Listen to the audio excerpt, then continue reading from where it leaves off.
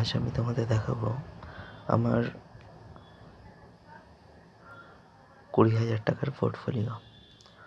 Asian paints, এখানে invest আছে 5,760 টাকা।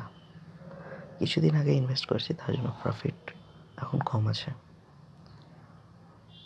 আইডিএফসি ফার্স্ট ব্যাংক, এখানে ট্রু লসে আছে।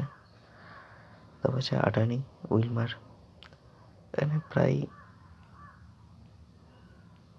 তারপর হচ্ছে মাদারসন সুমি। এরপর দেখাবো আমার মিউচুয়াল ফান্ডের পোর্টফোলিও।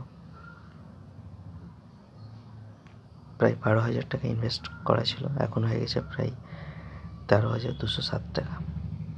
900 টাকার টোটাল রিটার্নস, অর্থাৎ 7.33%, 7% রিটার্ন। এখানে ইনভেস্ট আছে টোটাল কোম্পানি 5 ফান্ডসে ইনভেস্ট করা আছে।